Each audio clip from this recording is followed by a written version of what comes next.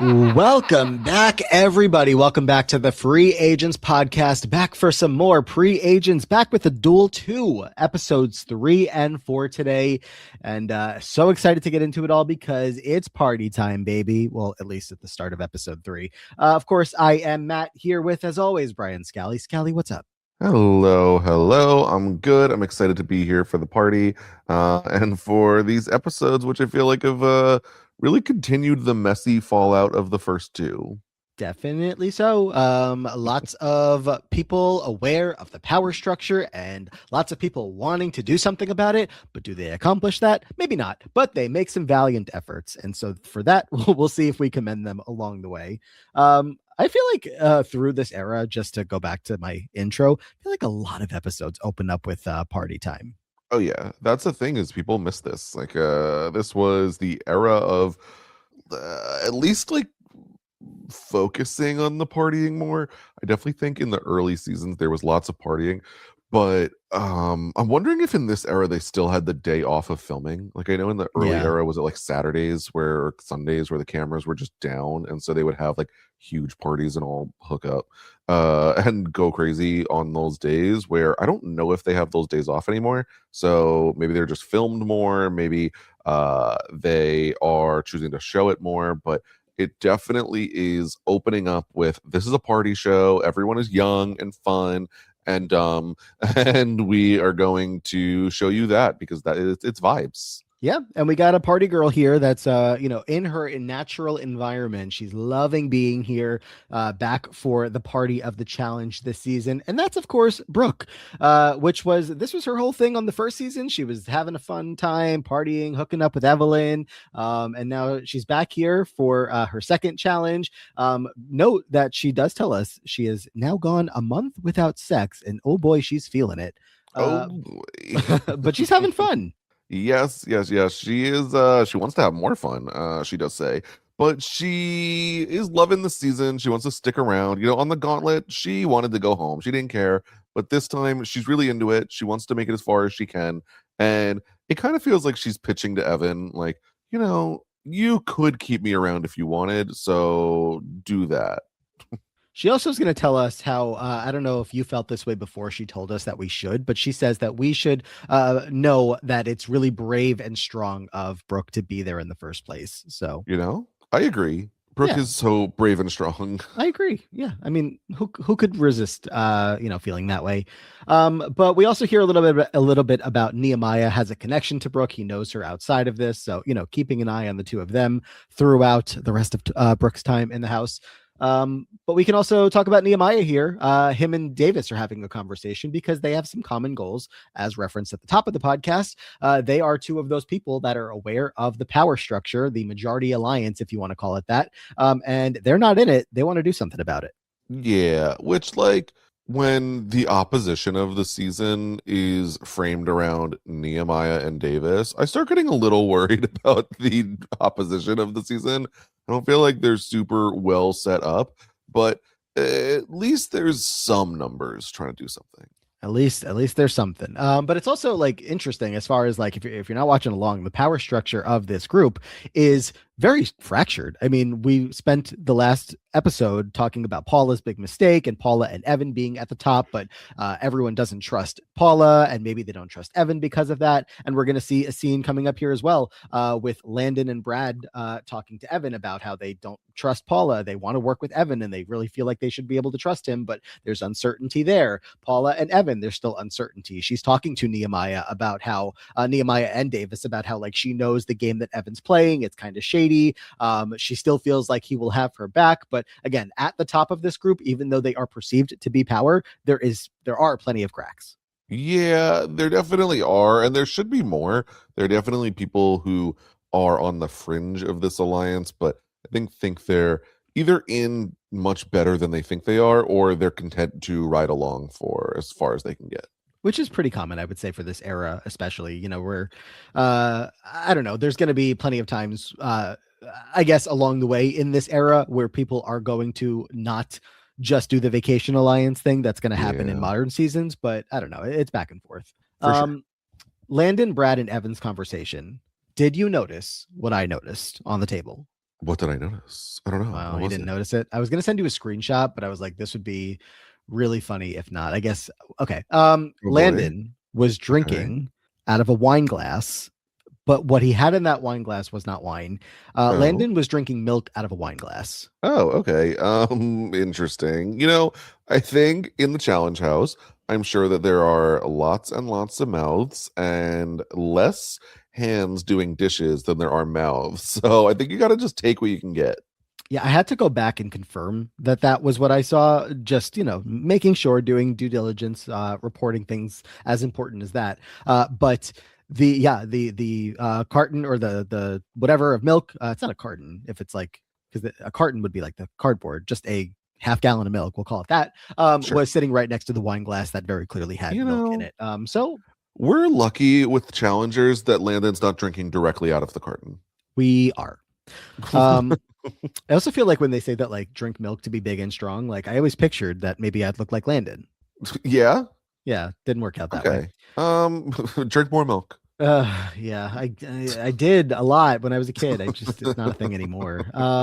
Anyway, so that's the story here going into all shook up, our first challenge of the episode. Yes, all shook up. It's basically going to be played in heats. You're going to have some competitors on two parallel ropes, holding on to one, feet on the other. And the goal is just hold on as long as possible while shaking your opponents off. If you win your heat, you move on to the final round. And if then it will depend on basically can you do it quick enough or do you have to move on to some tie breaking rounds? Yeah, those tie-breaking rounds being phase two of the competition, where everybody has to remove one hand in order to continue playing, which is basically still the same thing, just shaking it, but only with one hand to stabilize you and to shake the rope. And then phase three, which is sucks to be you if you're the middle person in a group of three, because physical contact is now allowed, and then you can basically beat the crap out of the Ooh. other person until they fall in the mud. Yeah, definitely a tough spot to be. We see phase two definitely very difficult in that instinctively you're just going to try to grab that rope. So a lot of people not a big fan of phase two, but I would say most heats don't even get to that point. Well, you also, of course, have the guys. When all of, not all of, a couple of the guys' heats, we're going to see some of the guys say, "Hey, we just want to get physical." Which it's like, well, do that in the privacy of your own home with a camera Which on. they But do. They yeah, wrestle a lot. they do. Well, we have some women wrestling in these two episodes, That's so true. we'll get them in the mix too. But they want to skip phase two at certain points in this challenge and just jump right ahead to phase three and start beating each other up to get each other off of the lines. Also, they're playing for an AutoNet mobile router. Turn your car into a Wi-Fi hotspot. Ooh, do I need to do that with my car? Do I need to turn my car into a Wi-Fi hotspot? I mean, we're all like obviously at this point in technology at a place where like we turn our phones into a Wi-Fi hotspot, but I feel like we don't all do that with confidence. I don't know that everybody has the plan that makes their phone turn into a Wi-Fi hotspot. I don't even know if mine's still, not still, or if it does, or if I'm going to get a text saying like, "Oh, you're way over your data." I don't know. Yeah. Yeah, I never end up doing it. I feel like my service sucks. Like not so often. Verizon do better. But I think that I guess back in the day, like you said, maybe the data was much, much, much less on my phone that I would have appreciated having this a lot more. Yeah, I don't know. I feel like the car is a good spot to, get the Wi-Fi going. And I don't know, it's not really going to stick as time goes on. But hey, anyway, so we have the women that go up first, three different heats for them, ultimately leading to the women's final. Let's just, I don't know, we don't have to take it beat by beat, but Kim wins her heat. The second one was a little bit more crazy with Rachel and Paula going at it. Yeah, Rachel, Paula, and Jen all hold on for a pretty decent amount of time, but then all also fall basically at the same time. It's a photo finish of who just hit the water last.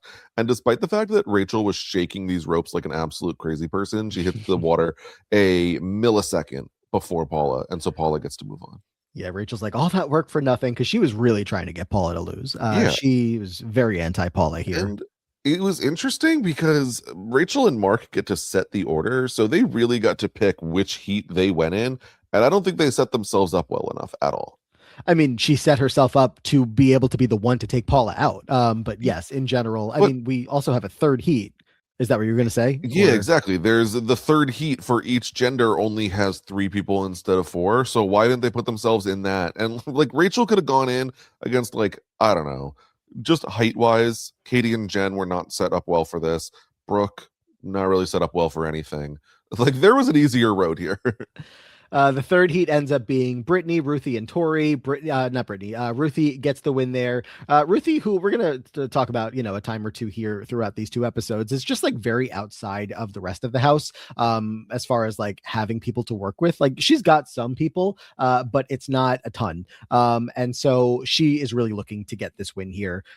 She's gonna go on to the finals with Paula and Kim as the winners of the other two heats. Kim had a strategy in both of the rounds of just like, I'm just gonna hold on here and let everybody else put in all the work and hopefully I stick around. It works the first time, not the second time, ultimately leading to a Paula versus Ruthie finals that Ruthie wins. I mean, that kind of feels like Kim's MO for the challenge so far is like, I'm just going to hold on and hope everyone else falls around me. So we'll see when that finally bites her, but she is kind of coasting right now. Yeah, I mean, she's obviously got an elimination win under her belt, Yes. so like I'm, firmly paying attention to Kim to see what she's got going on this season. I feel like I remember her. I'm wondering what more I might remember, but not for winning this challenge. Again, that's a Ruthie No. win. And And then yeah, Ruthie's impressive. How do you feel about the fact that you can basically just let go of one rope and tie yourself around another? it's a little crazy. It does feel like one of the challenges that they were like, oh, this is a great, and then they like don't test it with the idea of like Yeah. people that actually want to win the game and win the challenge in mind. So all of a sudden they start doing things like that. Or Evan's got, not Evan, Landon's got he's like kicking Mark long in the ribs. And I'm like, is that the physical contact you were looking for? That some of these things that maybe they did not plan through, but are going to happen. So Yeah. at that I point, mean, I don't know how you make a call. at one point, Katie just sits on the bottom rope. Like, sure, why not? I think Davis at one point falls. He falls to the water, but his legs catch onto the rope, so he's not all the way in the water, Yeah, and so he's still in the challenge. it's bizarre. I don't really know what a better ruling on this is, but maybe if the ropes were just physically higher, it would have like looked better. Where like, oh, they're holding themselves so far above the water, but it felt shaky at best sometimes. Yeah. The men's heats up next. We have MJ win his, which is kind of funny because Isaac points out that MJ is so tall. All he has to do is like push the wires like away from each other, and then Yep. basically Isaac can't reach them anymore, and he falls in. Yep. No, MJ's scary in that way sometimes. I'm wondering how tall he is because sometimes we get told, like, in my mind, CT is 6'7". In reality, I think he's like 6'0". Mhm. So I'm wondering if MJ is not as tall as he is in my mind, but a very big man. Isaac could just be shorter. Yeah, I mean That is also possible. he looks tall. MJ, that is. The second heat, we get Derek goes down pretty fast. He's just, I don't know, not stable enough to be up there. Dunbar goes down. And then this is where the guys are going to move right to phase three, skipping phase two. Landon with all of those kicking of the ribs to Mark Long that I was talking about. And Landon gets his win in this heat. Just like these guys just want to beat each other up. Like that's all No, they they come out really here to do. do. They're so physical. Yeah, Landon scares me. Like absolutely terrified. Like a very charming smile, but I think that that's a scary man. As far as like person, not as far as like a competitor type, I feel like him and Jordan Wisely are like a category of their own. And I I don't can know see if that. other people fit into that category, but like just so far and how we're seeing Landon compete this season, it's just like he's got a way for everything. He's got the strength, he's got the stamina. It's just like there's nothing he seemingly can't do. Yeah, no, I totally see that. We get Big Easy, Nehemiah, and Evan in the same heat. Evan is going to crack a joke about, I hope Big Easy doesn't fall in the water because there's going to be no mud left down there when I fall in. Yeah, And sure. Sure. then they both fall, and Nehemiah wins. Yeah, interesting.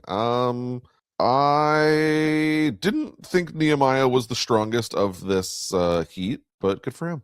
Yeah, I look. It just, I think like Big Easy was shaking it, and then everybody slipped, Yeah, and then Nehemiah was just, that left over Mario, there. yeah, the Mario Party challenge. That It's just someone's left over. We get to the finals, and it's Nehemiah, Landon, and MJ. MJ falls first. Landon again is shaking the ropes like crazy. Cut ahead to phase three. Landon and Which Nehemiah duking it out, and yes, Landon wins. Nehemiah being like, why don't we just go phase three? It's like, because you're gonna lose really badly. Did you see Landon?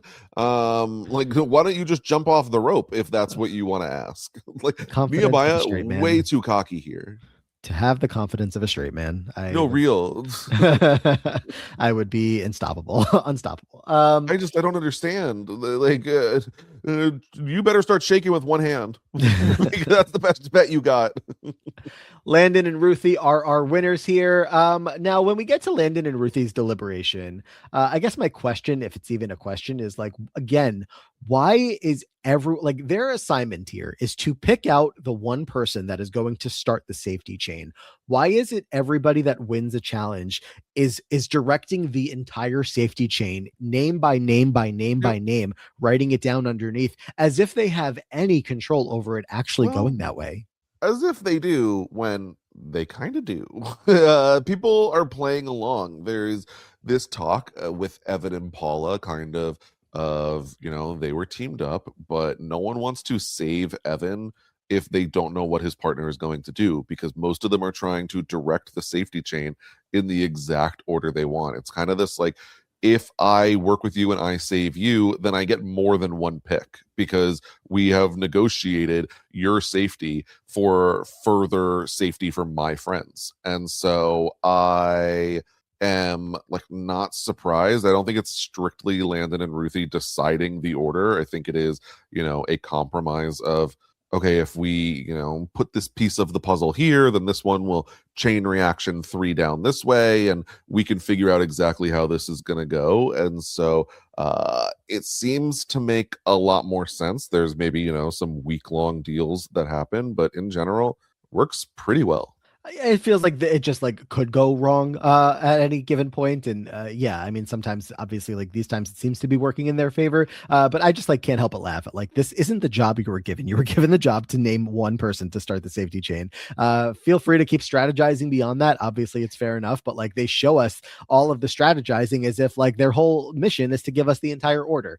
Yep. Not important. But this is an interesting deliberation between the two of them because Ruthie only has, again, only so many people. I think it's like 3 people that are mentioned that she is looking to save, while Landon has like a whole alliance. Yep. And yeah, so tougher for them to figure this one out. Landon is hoping And to avoid the Paula thing happening again. So it feels like we really should just, instead of figuring out like, you want to save these 2 people, I want to save these 18 people, like these instead, who do you want to end up at the bottom? Who do I want to end up at the bottom? Because that's really what matters here, more than the order that they're saved in. So that feels pretty easily engineered in most of these cases. It's not as if like, well, I want Mark and Rachel to end up at the bottom. Like, ooh, well, that's gonna be pretty difficult. It's not like, I mean, Brooke and Davis ending up at the bottom doesn't seem that unrealistic, even on random chance. yeah, I mean, given the layout of the house for sure. I think we talked about this in part 1, but if not, or if we did whatever, Landon and Brittany just like they are in this game together. They're Like locked in. the amount of times that like Brittany or Landon is like referred to as the other's partner, like as Mhm. if they are like actually dating, I don't think that's the case. No, I mean, a lot of people refer to this as like, that's my partner. Like, I think that like MJ and Anissa are partners in this game. Brad and Tori, partners in life, also partners in this game. So Derek and Kimberly, partners in this game. For whatever reason, everyone is kind of just like locked in. These are the duos. If there's a male female challenge day, we're partnering up. If you get picked in the safety chain, I'm the next person. It is presumed, and it brings a little bit of order to the house. That like again, nobody asked them for, but or nobody asked them to do, but hey, play your game how you No, want to play your game. it's going to default, especially for a lot of the top players. Like, Mark and Rachel always going to pick each other.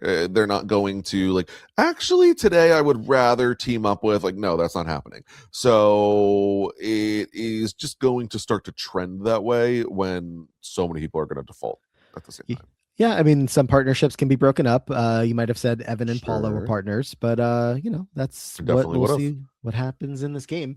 My only other complaint here, because I guess I've just had a couple piled on top of each other, is the way that Landon calls rock, paper, scissors, rock. Hated it, hated it, hated it, hated it. Get him out of the game. Send that man home. Like, no, I'm sure that's regional, but there's a correct order. Yeah, and that's not it. Yeah, Landon and Ruthie, while they're trying to figure out some of the details here, just Landon's like, well, what if we do paper, scissors, rock? Oh, well, that's not a game. So good luck inventing it. We get Yeah. to decision time, and Britt is going to be the number one pick. We go down the line: Mark, Rachel, Brad, Tori, MJ, Anissa, Isaac, Katie, Big Easy, DM, Evan, and hey, Evan's up. Is he going to pick Paula or Ooh, not? Because Paula is going to pick Dunbar, which isn't a good idea. But there's other people that Evan which could pick.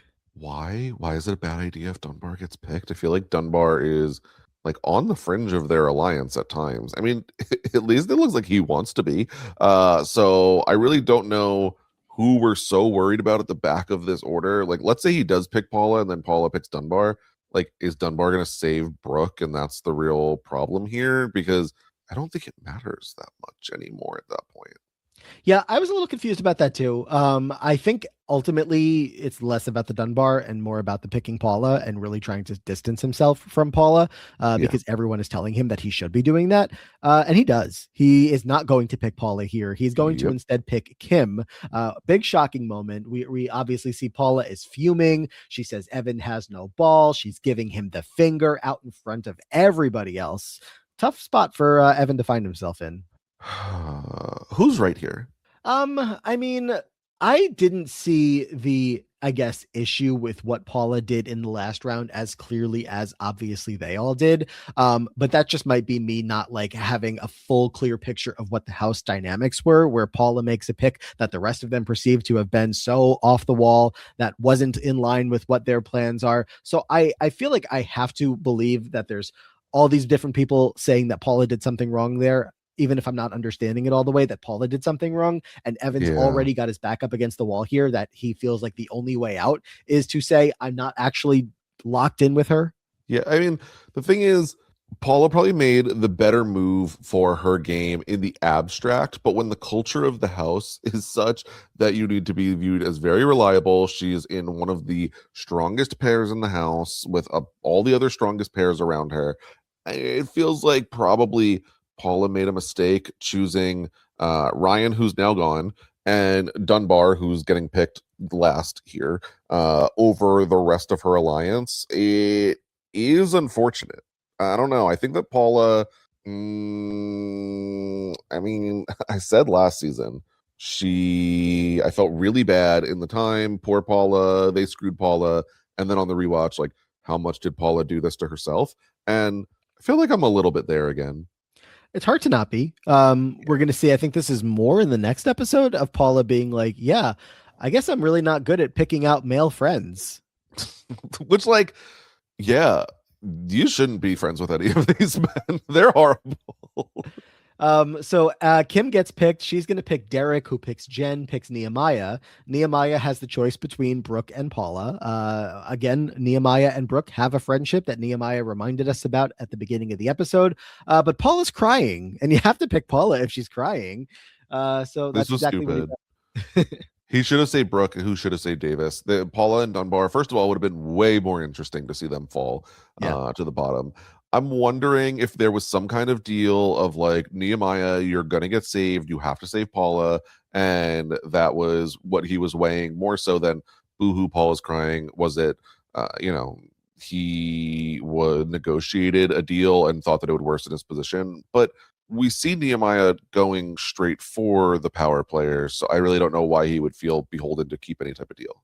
I get, we had the scene of Nehemiah, Davis, and Paula that were like, sounded like they were somewhat working together. And maybe Paula made it seem like she wasn't as close with Evan. And then obviously, after all of this, it seems like, okay, Paula and Evan are not a thing as much anymore. Brooke doesn't really add a lot of value to his game. So I kind of get it to a certain point.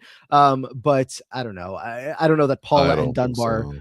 were ever going to be like Nehemiah's like, loyal soldiers to work with him against the powers of Evan. Like that No. feels pretty delusional. So Dunbar is like up cozying up the other guys, like, oh, Nehemiah's such a weirdo. I hate Nehemiah. It's like, why did you ever think that this was going to be a positive? Even if Brooke and Davis are not that strong, they're people that probably get thrown in before you, first right. of all.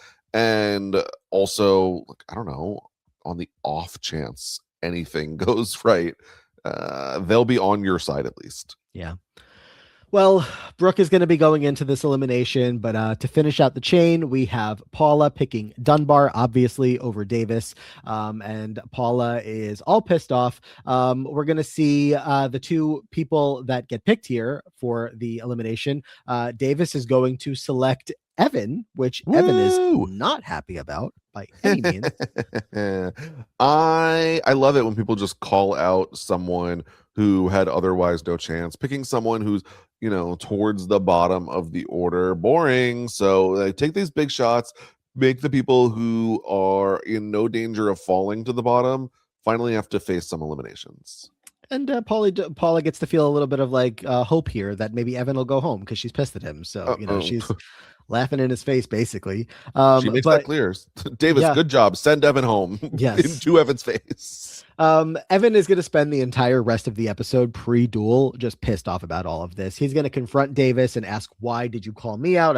He thought that they had some kind of connection. Davis says to him, basically, you knew that I was going to pick you. And Evan's like, Yeah. why would I have known that? It's like, I literally said I was going to pick you. But Evan's like spiraling a little bit here. He's going into like this whole, like, I'm all by myself. I don't know what to do to save myself. I'm really feeling the heat. I'm completely alone. And I'm getting called out. And I don't know, just obviously important for Evans, maybe a big Evan season here. So to just see the place that he's at in his game right now, but just to see him getting called out early and by Davis and having Paula against him, I'm interested.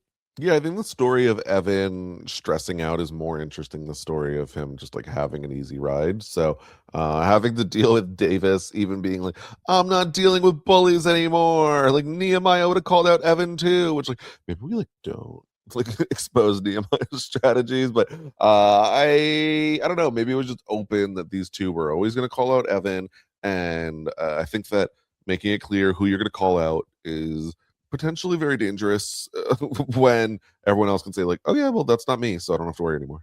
Evan, like when he goes to Davis here and he's like, I'm just trying to ask, like, I'm not trying to be a jerk. But then later Davis still takes it as him being a jerk, like even approaching him about it. And that, like you just mentioned, he's like, not going to let that slide. Feels like Evan is trying to push his weight around and is not going to let it happen. If Davis had won this elimination, would have been a lot better for the Davis story of this all. But I do have to give credit for like, he tried, he did something. So he did.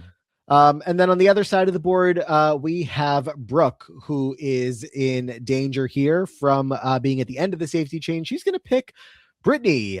Brittany goes from the first person saved, which almost honestly feels like they should have had like safety by being like the first person that gets picked, to the person that's going to have to go into this elimination. Brittany's wondering if it's just because Brooke wanted to pick a rookie, maybe going for an easy win here. But Britt is like, yeah, this is not going to be an easy win, especially when they find out that they have back off a physical elimination, and Brooke is terrified of physical contact. Yeah, I think that it's, like, let's go for someone who's not really proven so far. Brittany's competing very well in the dailies, but I don't think the dailies have been like the best measure of who is the best on the season necessarily so far. I mean, for some of them, it's like sit on an ice block, period. So, good job by Brooke picking someone who she at least thinks she has somewhat of a chance against. She'll be quickly proven wrong, but when she's like trying to, I guess hype herself up, if you want to even call it that, she's talking about how she has no strategy. She doesn't really know what's going to happen. And Jen's like, don't worry. Like you can toss her around any which way that you want to, like, you got this. And Brooke's like, yeah, I could, but I don't want to. Yeah, it's sad. She's very like clear in, I know that I could do this. I think she thinks she has some size or strength on Brittany. Jen is like, she's a model. She doesn't work out. Like, you got this. You could throw her around. She's like, I know I could win this. I just, But why I would I wanted to be why would here. I win the challenge? Like why would I win an elimination? I just like I'm having fun. I want to be here. Don't get me wrong, but like Yeah. why would I want to beat Brittany? Why would I want to do that? Uh, So I don't know. Brooke, she's a fun girl, but not really the show for her. Yeah, very much not because we're about to lose her forever here. Let's get to the duel where they are playing for some slacker radio players. Hey, and Brooke and Brittany are going to face off in Back Off, which is the same elimination that Anissa and Siobhan were playing Yep, in yep. earlier this season, where Anissa just beat up Siobhan until Siobhan went home. Not the same thing this time around, although the winner of this one, Brittany, has just about as easy of a time as Oh, Anissa did. Actually, no, easier time. Brittany way has a much easier. easier time. Siobhan would have kicked Brooke's ass. Yeah, Um, Siobhan fought back. Brooke just kind of flops around on the floor. it truly is like Brittany basically, swings Brooke around by the helmet and just like takes the hook off her back, pushes her face in the dirt for a good measure, hangs up, and Brooke doesn't even get up by the time that anything happens. Like it is just an absolute stomping. Brooke is on like the first thing we hear from her when we get into the arena. She puts the mouth guard in, like the teeth guard or whatever it is, and she goes, "Ew, this is so nasty." I'm like, "We're in for a good one here." But you know what? Relatable. I put one of those in when I was like younger and pretended that I was a hockey player, and they don't taste good. It's just plastic in your mouth. Um, You get used to so, if you say so. Britt gets her win here. She gets it in 2 out of 2 rounds that she's trying for here. Very happy to go back. Landon's happy that his partner is saved and back in the game. So this is the end of the road for Brooke here. Never to Oh, return to the challenge. devastating. Yeah, like I said, I think Brooke not really made for the challenge.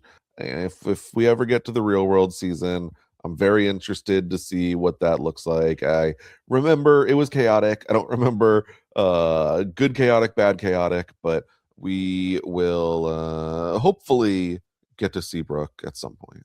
What are you gonna do? Her parents didn't raise her to be a wrestler. Not much you can do at that point. Unless you get raised that way, you're screwed in the challenge. My parents definitely did not raise me to be a wrestler either, but like, you know, I scrapped.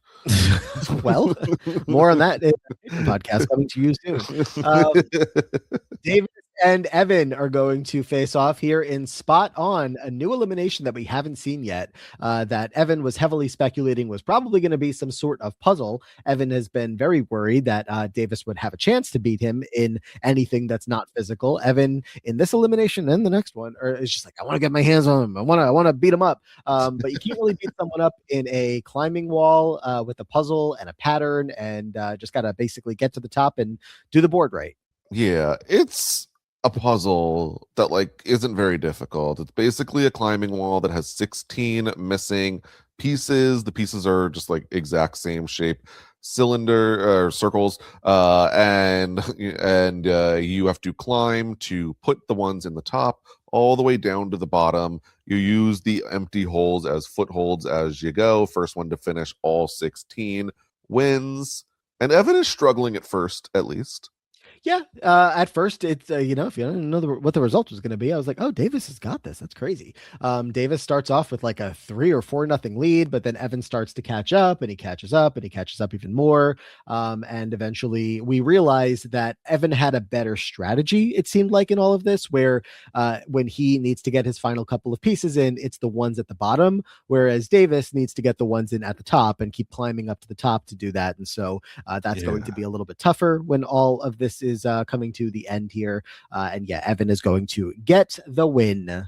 When Evan has already climbed up this multiple times, and yes, he's been struggling. It seemed like there was a little bit of a learning curve for Evan to successfully climb the wall too, for some reason. Davis puts his like bottom 6 pieces in and then stands there saying, huh, there's nowhere for me to grab on the wall. I don't know what to do. Guys, I can't compete. There's nowhere to grab. And people have to point out to him, like, you're supposed to step in where you put the puzzle pieces. Like, you eliminated your own steps. Like, Yeah. I don't know how he didn't figure that out by himself. He was just so confident that he was getting the puzzle done.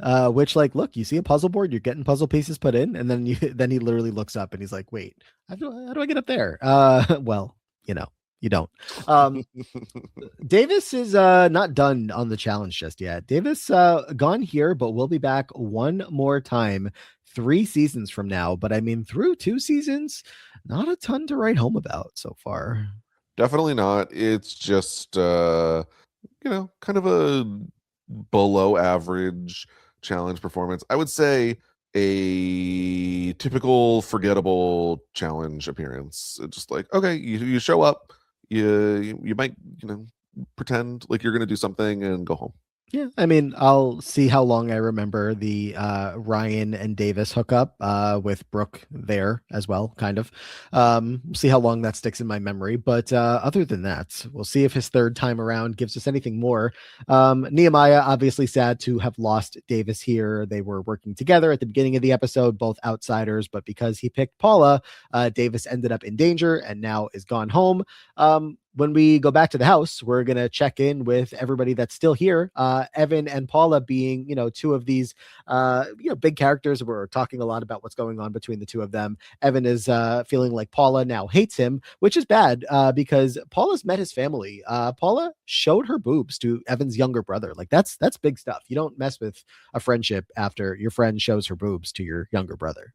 Yeah, no, that's real. Definitely interesting where that is the measure of who's close and who's not. So, nothing is sacred anymore though, because I feel like it's not good enough for Evan. No. Paula says that Evan's a wussy, which is such a 2000s, insult. Indeed. He feels like an idiot because he threw her under the bus. She doesn't feel like she has any friends in the game now. I guess her and Jen are pretty close coming out of last season, so she's got Jen. But this is where she talks about having very bad taste in her male friends. But she's not the only one that's had enough of Evan, because over on the other side of the house, we have Nehemiah talking to Big Easy and Brad about how Evan's being a little bitch. He's trying to play both sides, and he thinks that he can get away with all of this. And Nehemiah really wants Evan out of the game so that it'll be more fair for everybody else. Yeah, which I get that Evan is being looked at as the head of the snake because he's kind of put himself in that position for a couple seasons now. But when every single person is talking about how annoying Evan is and how he's playing a bad game, is he really the head of the snake anymore?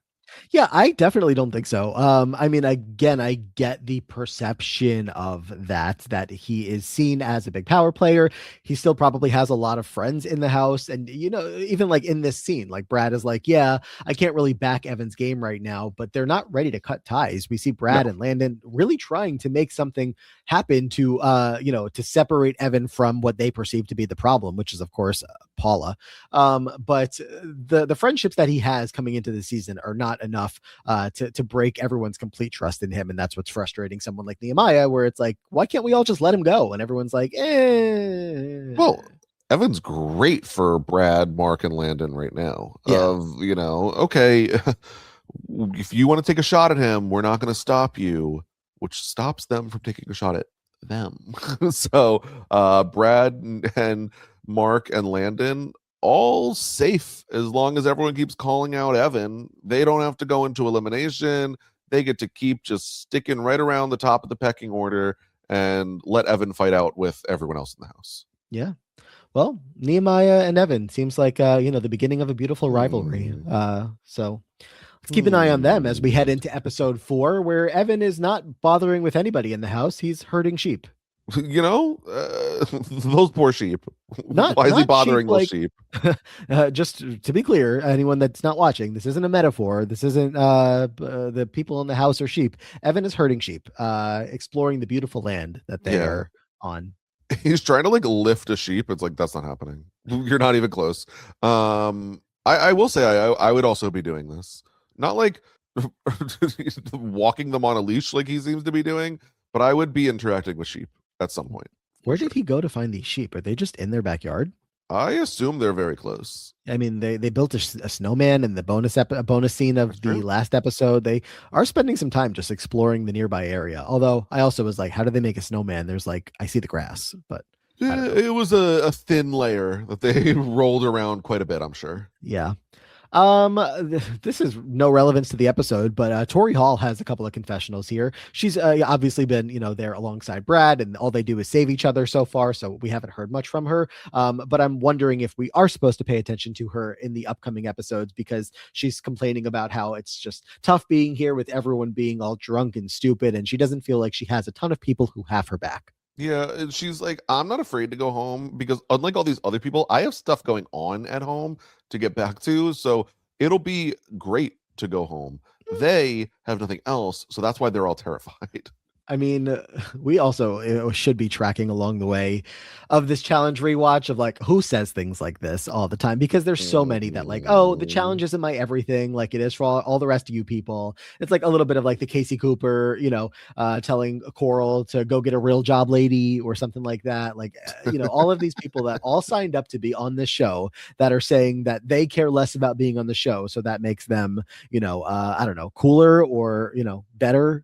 Yeah, I know a lot of people really do not like Tori, so I'm kind of watching it from the angle of why does everyone hate Tori so much? Because I don't remember being her biggest fan, and I did find her pretty annoying on the Gauntlet, but I'm trying to see, is it warranted the level of dislike that the Yeah. internet has?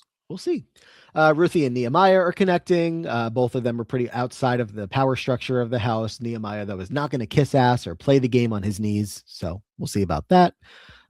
Katie is ready to wrestle. Katie Love is this. wrestling with Ruthie, and I think I saw Big Easy in one scene. She Uh, wrestles with Derek pretty aggressively as we get in the bonus scene. She kicks him in the you face. know, if you're going to wrestle with Katie, you could get hurt. She starts to wrestle with MJ, which is the funniest 'cause it's like the smallest person in the house and the biggest person in the house going at it. But Katie's not a slouch. When she wrestles with Ruthie, she is throwing Ruthie on the ground. Yeah, DM is I think the one giving the confessional here. She's like, Katie's strong. Which, if Katie happens to get a wrestling based elimination, then she should be one to watch out for. Love Katie. I love her so much. And speaking of wrestling, maybe not yet, but later Oh, on, we'll talk about Jen and Rachel's wrestling. But right now, they're on different sides of the house. Jen and Rachel coming out of the island. Obviously, on the island, they were a bit of a showmans. They were cuddling up, they were kissing, but after the season, it didn't seem like that was continuing, and it really didn't see it. Like now, they're telling us it really like they became distant from one another. That this friendship, whatever it was, is not anything like it used to be. it's interesting. I think we should probably just talk about it all at once. But we Sure. came into this season where, at the end of last season, or Jen was making it very clear that she and Rachel have a connection. She's not into girls. She's definitely not into girls. She has no interest in girls, but there's some type of connection there. She's making out with her best friend, whatever. And now that Rachel is maybe not paying so much attention to her, Jen is all of a sudden missing Rachel and all of the attention. Yeah, I mean, I don't know how much of like this has anything to do with game, but last time around, Rachel did need Jen and Yep. Coley and whoever else for her game, purposes. She was very outside of the alliance last season and all that stuff. And here, she's in a good spot. She's getting saved left and right. She's got Mark Long. She's got people that seem to have her back. And so maybe Jen is a little bit more on the outs. And now the power has kind of flipped. And now Jen needs Rachel more, but also their personal relationship. Jen talking about, I don't like girls. That was a one time thing. So it's just like they're in a weird spot. Both of them are just like totally disconnected from each other. Yeah. You want to cut ahead to the end of the episode where they are Yeah. literally all the way to the end of I the mean, episode? it cuts to end of the episode. Jen and Rachel are wrestling in the backyard, and then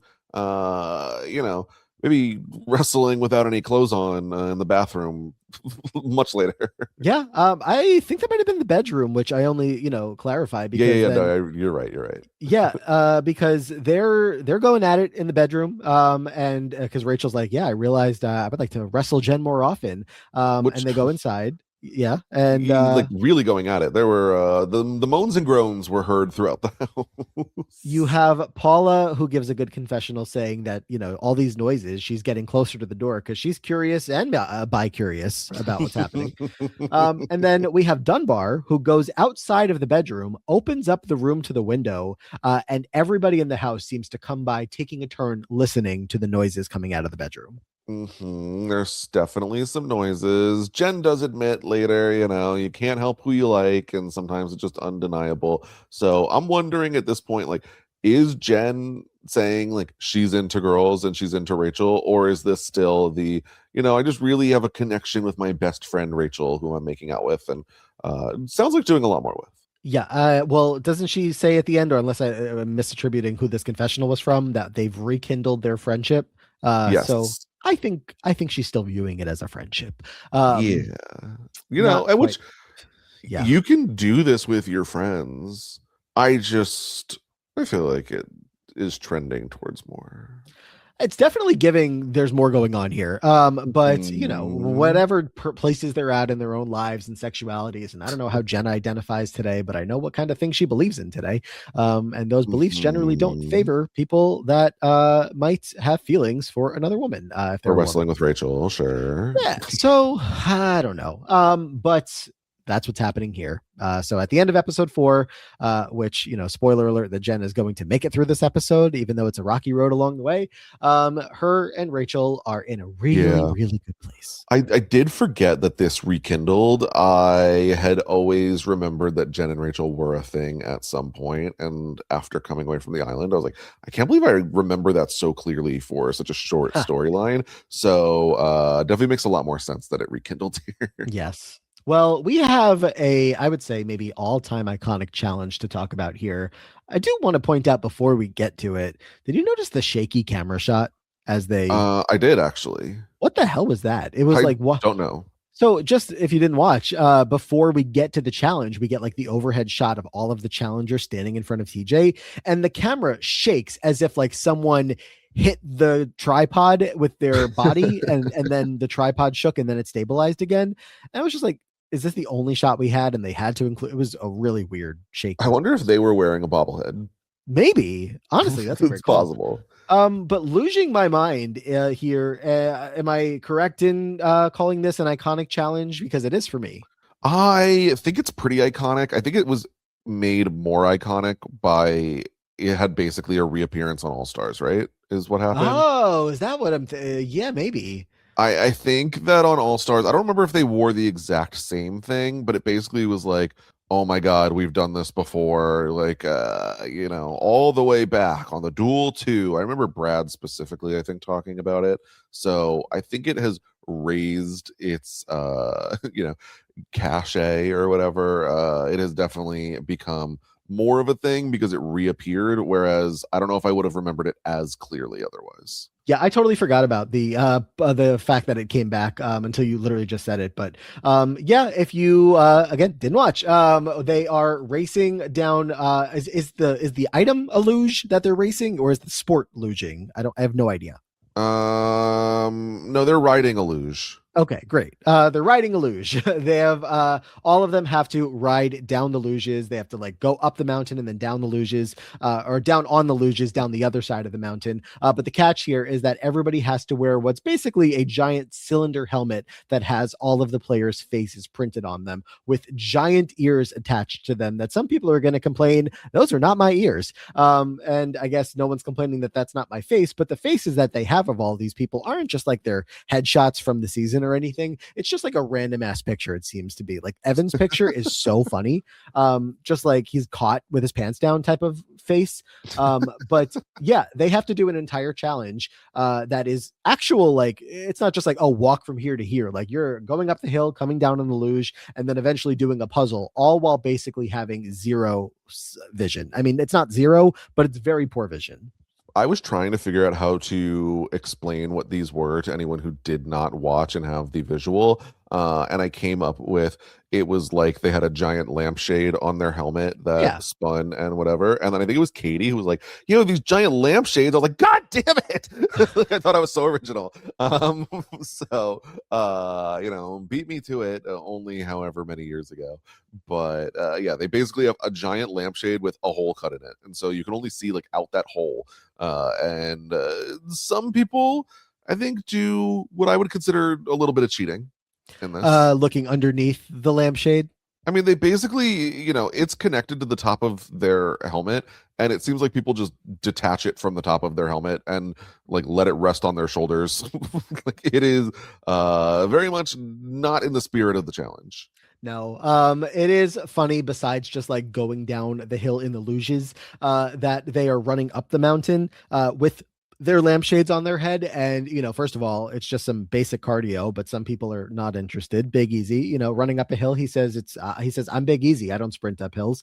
But, other people as well that are just like not in love with having to do this run with this giant lampshade on their head. And then eventually when they get on the luges, some people are going to do exceptionally well, your Landons and your Evans, because, there's just nothing that they can't do. But it's really hard to drive down this car down the hill with like such little vision, especially when they get to the end and they have to like find a place to park them.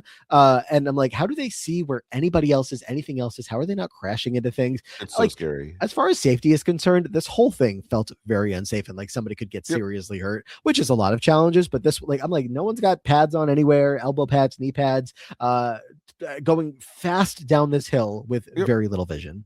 I mean, this lampshade rotates, and all of a sudden you're hitting a corner. Like you could run straight into the corner and go flying. Yep. Like some of these people are not braking the entire way down. This is not the safest. I definitely was surprised that they brought it back, actually, based on the potential risk. And people's bones were a lot older when this came.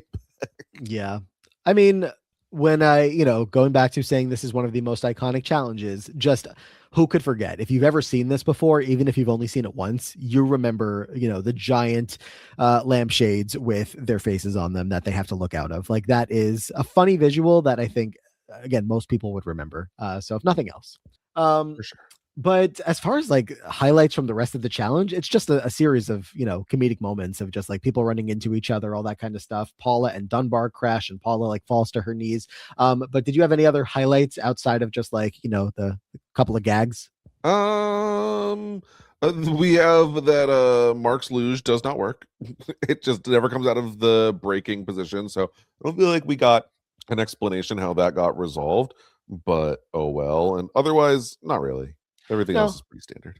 Eventually everybody gets to the puzzle, which they got to the puzzle in a weird route. Like once they got done with the luges, then they had to like there wasn't like a clear path for them to walk from that point to the puzzle station. They had to like go around a fence that was like, it was just a weird setup, I don't know. But they get to the puzzle station, and ultimately it's going to be Landon and Brittany that get the win. Very disappointed Evan and DM because they had a lead for a lot of it, they felt like, and then fell apart on the puzzle. Evan says, I'm literally embarrassed that he ended up losing that one. But Landon and Britt get the win. Brittany feels so good. She's a rookie. She's got a challenge win. She just got an elimination win. And Derek is talking about Landon saying, yeah, he's proving himself in this game. He's not messing around. So Landon and Britt definitely ones to watch on this season so far. I think that this probably came down to not very long between themselves with Evan and DM and a couple other teams, but they are definitely, running the show as it comes to right now. Why does Isaac need to have some sort of paint on his face at all times?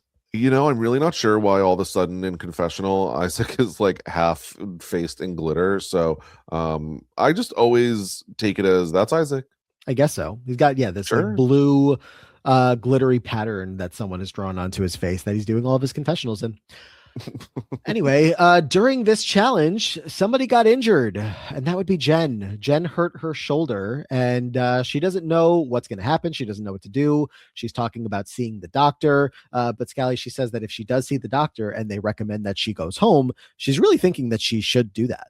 Yeah, she is very much of the mindset of she's here right now with a chance to win money, and a chance does not equal guarantees. So she has pretty much decided in her mind the doctor is going to tell her that she should go home, and she's going to listen to the doctor, and she's going to, in fact, go home. Yeah, sucks for Paula because Paula really wants Jen to be here. She needs her in this game, so she doesn't like to hear this. Jen's going to go off to the doctor to find out what their assessment is. When she gets back, she's told that her shoulder is sprained, that the muscles around it are all inflamed. Basically, the doctor recommended that she does go home because to not use that side of her body would be ideal here. And, how do you expect to go through the whole challenge Yeah. not using that shoulder, that side of her body? But when she comes back, despite getting that that diagnosis from the doctor, she's still considering it. Maybe she does want to stay. She's told basically that it would be best if her arm was in a sling and she does nothing with it. And that's obviously not very realistic. It's funny that Paula last season was like, Jen's on the outside of the alliance. Who cares about Jen? Like, whatever. And this season's like, Jen, I need you to stay desperately. You're my closest ally in the house. So, look how that switches up. But I think it's really Nehemiah who is able to talk Jen into, you're not a quitter. You're not leaving this room. You're staying in this house. And so Jen decides she's going to try. Yeah, she says she'll stay. Everything's going to be fine. Nehemiah's trying to really, get that into her. And Nehemiah, another person like Paula, that feels like Jen is the only person that she can trust. So obviously Jen's got a pretty good social game going on. Rachel, Nehemiah, Paula, Oop, like everyone likes Jen, even though, maybe the social game is not going to save her in the upcoming safety chain. maybe. But we have to bring in the Nehemiah of it all here, because while Nehemiah is trying to comfort Jen, he is creating the most zen bedroom that you could ever possibly imagine, decorating it up to the nines with quotes and words and candles, and also decorating the rest of the house with inspirational quotes of the day. He is making his mark. He's putting notes on the door that have quotes. And, today's was a paraphrasing basically. You can't play God. You may think you have power now. It is only temporary. Be careful of the ones you've hurt, which is seen as maybe directly talking about Landon, considering he won power today and might be targeting Nehemiah to go in. So, oops. Yeah, between that and just like whatever Nehemiah is doing in the bedroom with these like signs that say peace and love, and again the candles, like they are taking it as like, oh, this guy's weird. We gotta get him out of here. He's being a real weirdo. So they're just like not sure what to do with this person and the vibes that they are bringing to the house, along with that you can't play God sign. That's like they're taking it pretty personally that Nehemiah is putting that up in the house. So Nehemiah, I don't know, I guess you could say putting himself in a rough spot while he is trying to keep Jen in the house and all that stuff. You want to check in on Katie and Ruthie? Let's check in on Katie and Ruthie. They're not feeling great. No, and Katie is tapped into the house. She knows that today will either be Jen or Paula. They are the lowest in the pecking order. But as Ruthie points out, it's probably them next. They are not super well insulated, and as much as they might be safe for today, their time is coming. Yeah, they feel like they'll do something soon to flip the switch of this house and get some power back away from the people that have been in the core. Rachel, Brittany, and Tori. They just keep getting saved every time. And Katie says, "Look, I'm prepared to go in and I'll knock out any player so that you can win, Ruthie." Look at this friendship that came out Yeah, of nowhere. do it. Do it. Was Katie on Battle of the Sexes? I feel like I would say yes, but I don't remember off the top of my No, head. she wasn't. Her next season was the following one. Okay, well there we First go. season. Yeah. They are from a similar era of the challenge, and not that many people are here anymore. It really is like them and Rachel. Is there even a man? Brad, I guess. Mark, Hello, Mark obviously. Okay, I gotta go. There's not too many people left really here from that era though anymore. And you're really, really, really noticing, I think, that the choral of it all was the first time that we noticed in like the biggest way that like if you're an old school legend of this show, which at this point you're not considered a legend yet, but if you're just an old school player, you're out of the numbers. You're not in the mix. The people that are from the current recent seasons are all looking out for each other, basically from fresh meat on. Like that's where the power is. That's what the current Mount Rushmore that we have reflects of like who is the challenge right now. And so anybody that's still coming back from those old school days, Katie's got her connection to Big Easy, and that's great. But like Ruthie, like her closest connection outside of all of this is what, Nehemiah, and it's just like, they're really holding on to hope that people just like them, but they know that they're not Yeah. in. Yeah, I would say that Ruthie and Isaac are probably the like two that always pick each other back to back, but it really is not looking great when your best partner is Isaac. Yeah. Yeah. Obviously Mark's made connections for himself in other places, and Brad, but like, yeah, especially when you take a bunch of time off like a Ruthie does, and I don't know, she's Yep. struggling. Well, that's the Um, thing is, as we know Mark now, I don't think that Mark really ever took time away from the community, even if he took time away from the show. for sure. Landon and Britt are going to deliberate, again, making a whole game plan about what they want to do. They want to save Rachel to return the favor from the last time that Rachel was in power. They're assuming that Paula, Dunbar, Nehemiah, and Jen will end up at the end of the safety chain, which is not too far off at all. And We go to the safety chain. yeah, as soon as they said they're going to save Rachel, I feel like I could have filled this out almost the entire way. Yeah. It's not that hard to predict. Rachel to Mark to Tori to Brad, DM, Evan, Anissa. Look at Anissa being like in on the power, just to Well, throw that's the that out thing. there. Robin going home was the best thing to happen for Anissa, and partially because Robin sucks and Anissa does not like her, but also because MJ needs a partner, and Yeah. that really pulls in Anissa. Same thing happened where I guess the universe balanced it out for DM, where CT goes home, she's kind of left without a partner, but then Paula screws up and Evan pulls her in. So, partnerships have shifted a little bit, at And least. also, just like anybody from the Fresh Meat era will always want to save DM if they can. Like, they all love her still. She For just sure. like, I mean, even just to like point out DM for a second, ever since CT goes home in the first episode, like that was a big episode for her, obviously, but she's been quiet since. Yeah, it's just she's loved. She competes well. Like she outran Brittany to put them back in first place in the for a little bit in the last challenge. So she's good. She's solid. She's loved.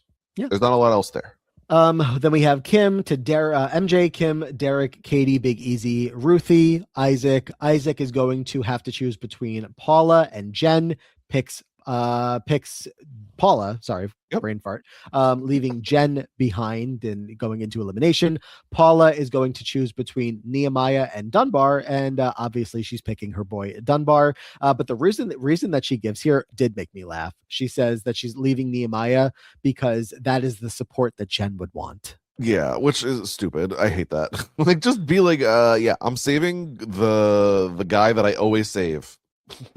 Done. That's it. Sorry, Nehemiah. Nehemiah also has a line here where he's like that this is a beauty competition, but all of them are ugly on the inside. How dare he? Yeah, it's crazy. I I mean, mean, some of them. I don't know that it's a beauty competition, but yeah, there's plenty of Oh, beautiful people here. okay, fair enough. I don't know. So we have to get our opponents here. Nehemiah, let's start with, is going to pick Evan. Evan's going in again. Woo! I have no sympathy.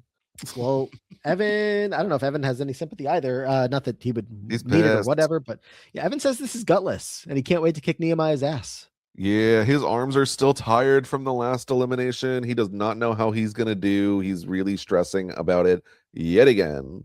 Paula theorized that maybe Evan got picked because he's still sore from the last duel. You think there's anything to that, or Nehemiah just, as he said, wanted to go for the top of the chain? I think it was always going to be Evan, no matter what. It does not matter. It's a nice bonus, but it was not a deciding factor. Yeah. Evan's really angry. I mean, again, he says he wants to kick Nehemiah's ass. He wants to smash his face into the ground. Oof. Oof, Um, indeed. Katie is going to pick, Jen Oh. is going to pick Katie. There we go. Yeah. Yeah. And she's like, I swear it's not because you're small and I just think I could beat you. I just think we're gonna have fun in there. Just like, what? So stupid. Like, I mean, someone please pull that excuse out in like a modern challenge, please. Just like, oh, I just am picking you because we're gonna have a fun elimination today. I Like, want to we're have gonna play a fun game. And Katie's fine with it. She's basically like, look, it's fair. It's a fair fight. We're both shorter. It's Yeah. fair enough. I'm not mad at it. I think that Katie was always going to get called out at some point. Obviously, I would love if Katie was just immune for a much longer stretch, but here we are. I'm so glad Katie's a challenge champion because like all these seasons where she's just not going to do like the best, it's like, well, she's already a champion. So Yeah, um, exactly. I mean, didn't she say that literally to Evan at the last reunion of like, I want a challenge. What the hell have you done? but that was my problem with her. She said, I've been to the finals twice. Like she didn't even claim the Yeah, win, but she had a win. she has. She's getting coached up a little bit in case because this is a physical elimination. They get pushover, so she's like running into Big Easy trying to like pretend to be like physical and knock him over. Well, I Kind of think it's funny. just she needs to get used to, and I think Katie has some, experience, but really needs to get used to like, what does it feel like to run into a brick wall? Because Yeah. that's what's going to happen. Like you are both charging at each other, and so the speed that you are running at plus the speed the other person is running at, that is going to be the impact. Yeah. So get used to that right now.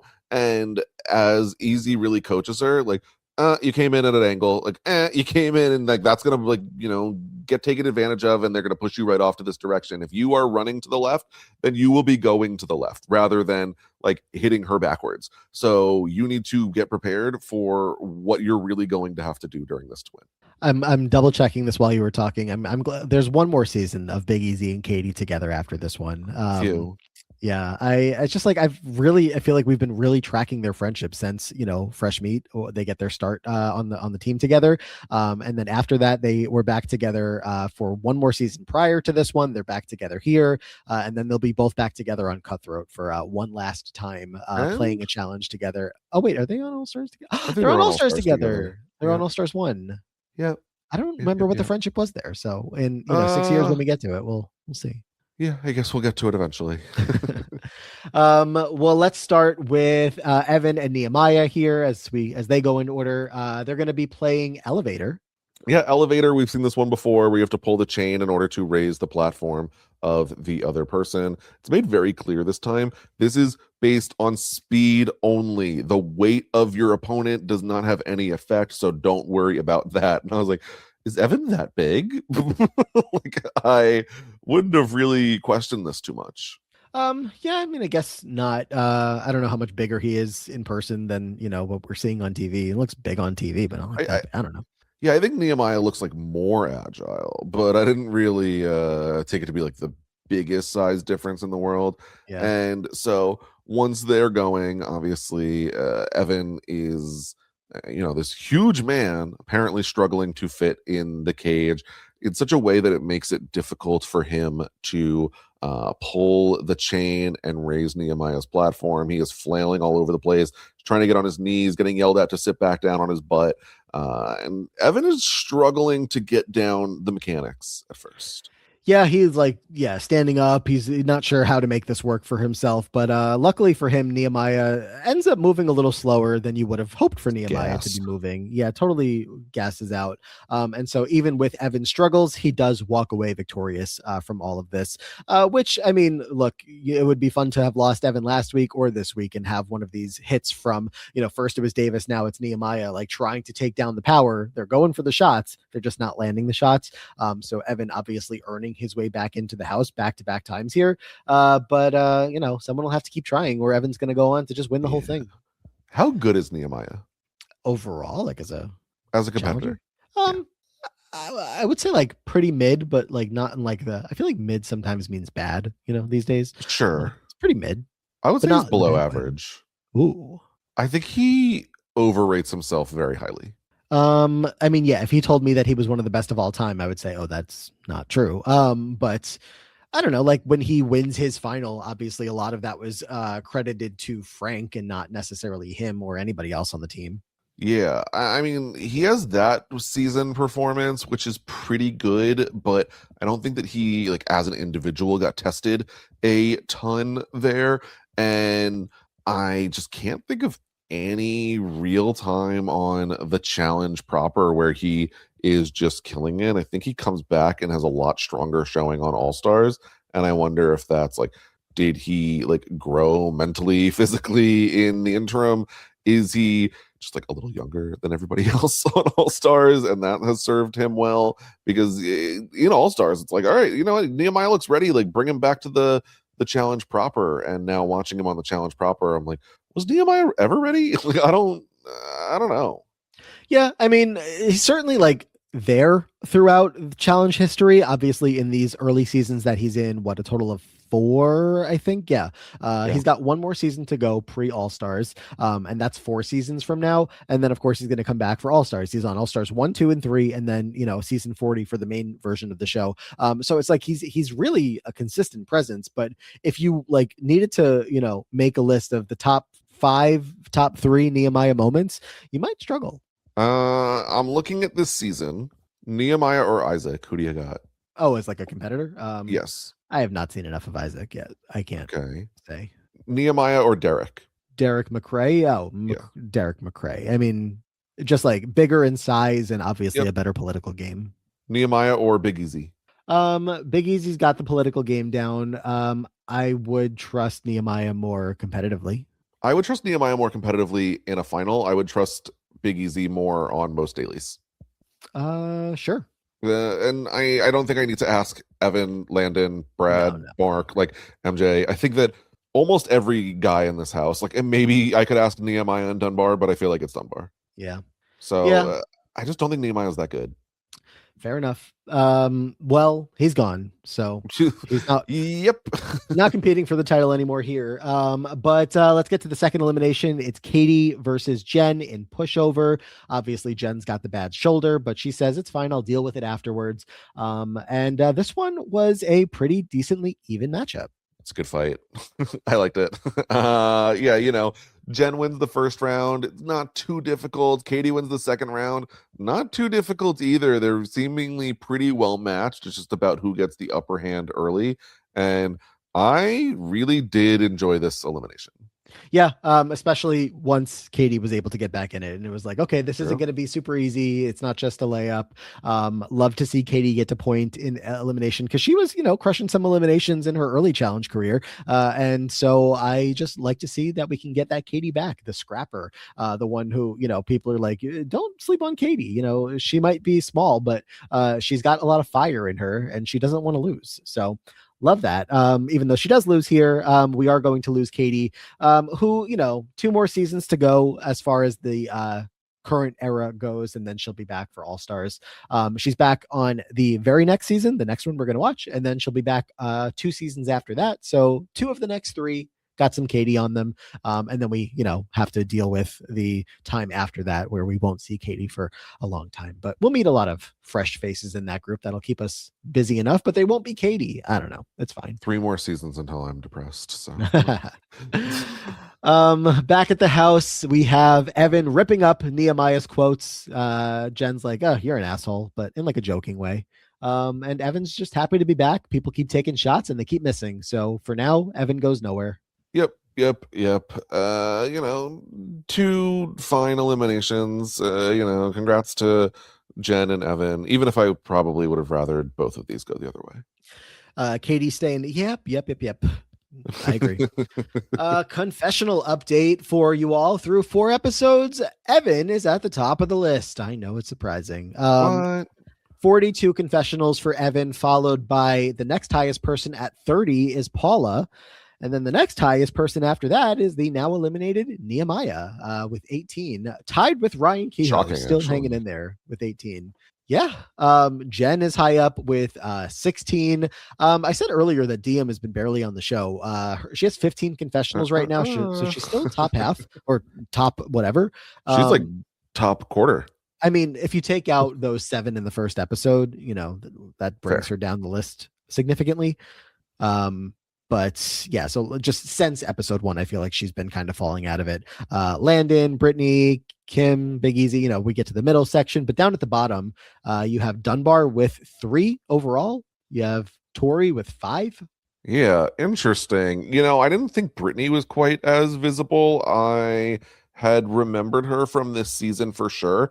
And so, but when you had not, I was like, maybe she's not as as visible as I remembered. So I am glad we're finally getting some Brittany. Yeah, I'm remembering her now. Okay. I don't remember a lot of these people just by their names. But once I see them and I, watch Gotcha. an episode or 2, Brittany's definitely one of those people that I'm like, oh, I definitely remember you. Anything else for episodes 3 and 4? No, it's a fun episodes. I mean, it would have been really hard to live up to the first two. I feel like if every episode was like the first two episodes, this would be, like undisputed goat of the seasons. So I think this was a very solid stretch, and I'm hoping that we get some more peaks on this season as well. Yeah, I guess I generally won't complain if it's seasons just like steady good all throughout, but you also want your big moments to happen along the way True. to raise it up in the season rankings when we get there. But all right, that'll do it for now. We'll be back next time with episodes 5 and 6. In the meantime, check out the Free Agents Millennial TV feed if you want to hear myself and AJ talking Drake and Josh, and myself and Mary talking Sweet Life of Zach and Cody, as we have recently launched a new feed going back to some of the shows of our childhood, just like The Challenge is the show of Scally's childhood. We're talking about some of the other shows that I was We're already doing that project. Fair enough. Check also, of course, out everything that we have going on Patreon, patreon.com/the Free Agents Podcast. We do all of our weekly bonus episodes over there. Everything goes up early and ad free. So lots of fun to be had over on Patreon. I'm on the Diary Room podcast with Amon, talking Big Brother all year round. So check all those things out. Lots of fun to be had all around in your podcast feeds. Anything else for you right now? Got some shows coming up. Keep an eye on RHAP, because we have some shows premiering very soon, including maybe keep an eye on, should I say, Love Island Beyond the Villa coming soon. Keep an eye over there. Maybe I don't know if I'm allowed to say this yet. Keep an eye. Something else coming too. Do you know when that next other show starts? I believe it's premiering this week, but I don't know if it's officially announced in terms of coverage. Well, if it's a show I have previously covered. Yeah, if it's a show premiering this week, then by the time that this podcast comes out, then that should be out there. But keep an eye out for it. Like Scally said, it's a show he's covered before. $1 Million Secret season 2 coming soon. That's $1 million secret. Whoa. So get excited. All right. Well, definitely get excited. Check all that out. In the meantime, also make sure you're checking out the end of our House of Villains coverage and whatever's coming next. Much more of our challenge rewatch and maybe some other fun stuff along the way as we wait for season 42 to debut sometime later this year. That's going to do it for now. Thank you all so much for checking this one out. Until next time, take care, and we hope to see you all in the future.